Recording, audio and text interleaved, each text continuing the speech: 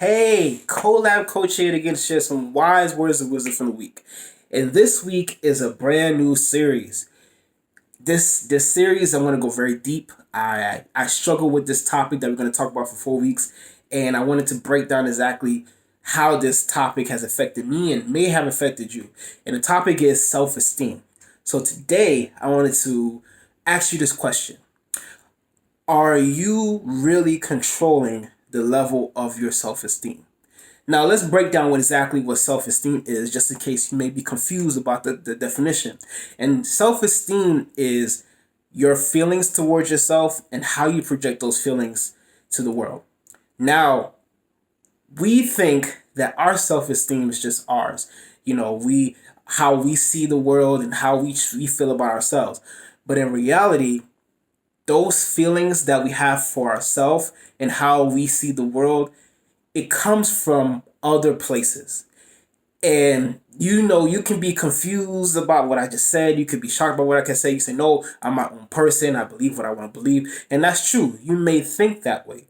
But in reality, the way we think today, the way we express ourselves has been created by the people that came before us and the people that have taught us.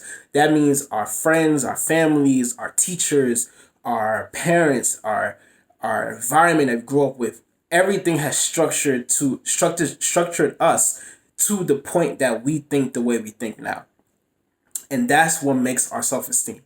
Now, this could be positive or negative because of the fact that if you grew up in a positive environment where people were allowing you to think freely, they were allowing you to be your own person, they were allowing you to make mistakes, they were allowing you to act based on your own impulses and what you feel and how you dictate to how you show the world and how you view the world, then that's powerful. But like me and like a lot of people, that's not the case. We were told what we were supposed to do. We were chastised and ridiculed if we didn't do things that we were supposed to do. We were made fun of or bullied or belittled because of what we felt or how we believed that we thought were unique to us.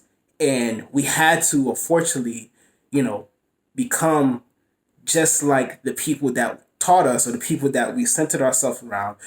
In a sense, we became a copycat of the environment. And it's so sad because many of us, especially me, we were forced to lock up our individuality for so long. And that's a hurtful thing to do because it's kind of the mentality that we're talking about because of the pandemic, but the herd mentality of thinking like everyone else just to be part of that crowd, just to be part of society and not stand out too much.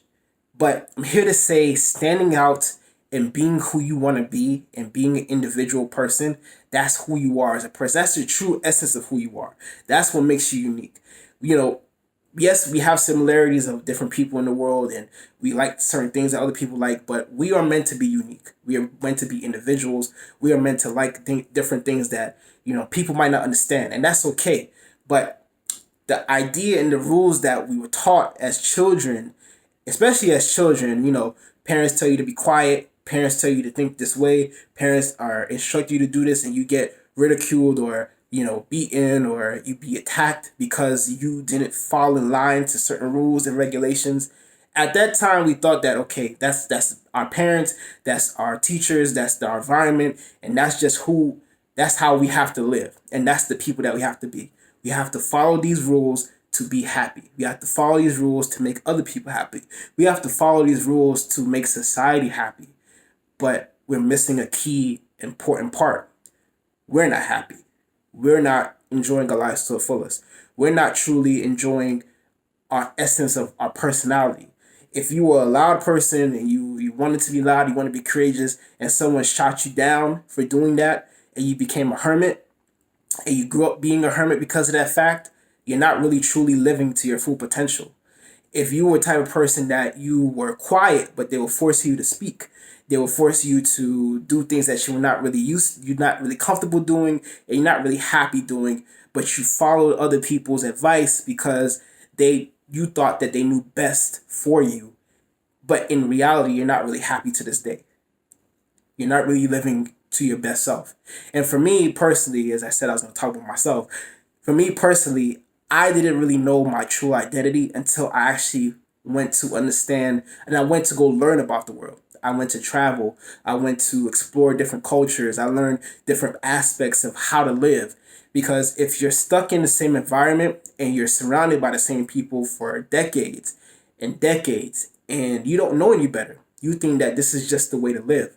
But I'm here to say your level of self esteem, your level of happiness, your level of joy, your level of love is yours. It's not what someone tells you, it's not what someone has taught you. It's yours. You have to, in a sense, teach yourself how to love. You have to teach yourself how to be an individual.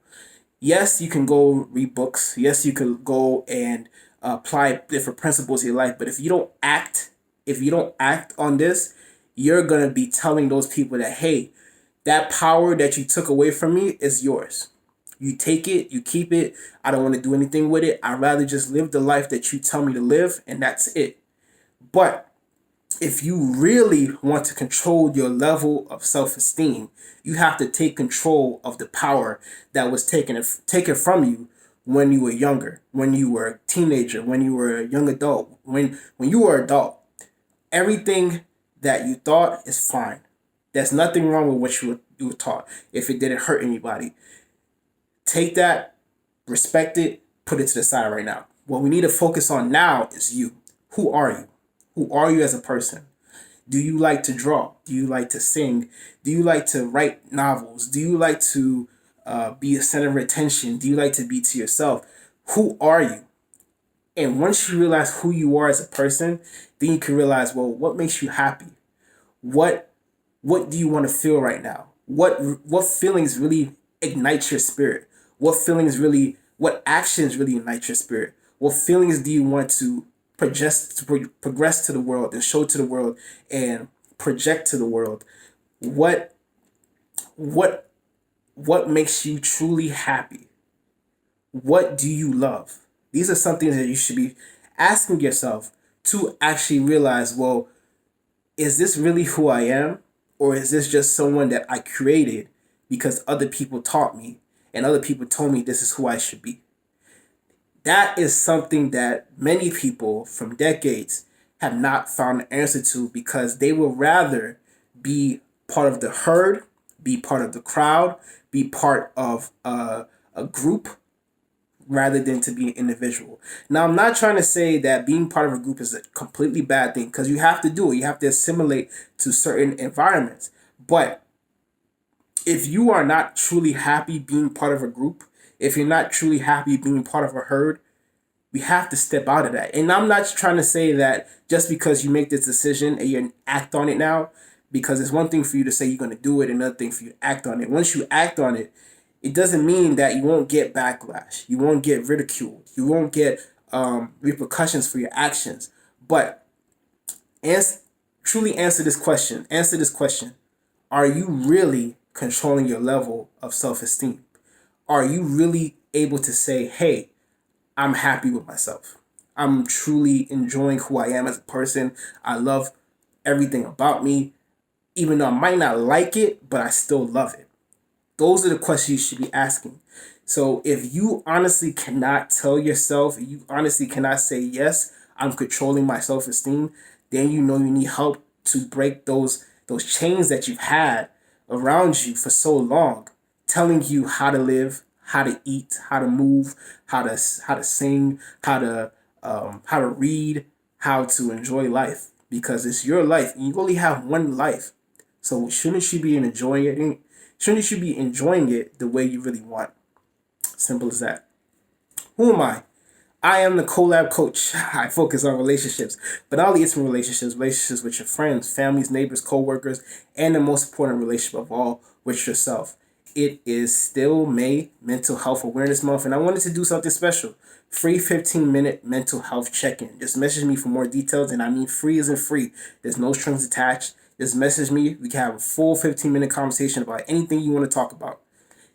And in the meantime, follow me on Facebook, Collab Coaching. Follow me on Instagram, Collab Coaching. All my videos, including this series, is going to be on YouTube. Just type in Collab Coaching, like, subscribe the page. so you don't miss out on any more of my series and my videos in the future. You can go back and watch all my different series. Until next time, share this with anyone that you feel like they are not truly living to their potential because they are not really controlling their level of self esteem. Thank you so much for watching and have a wonderful day.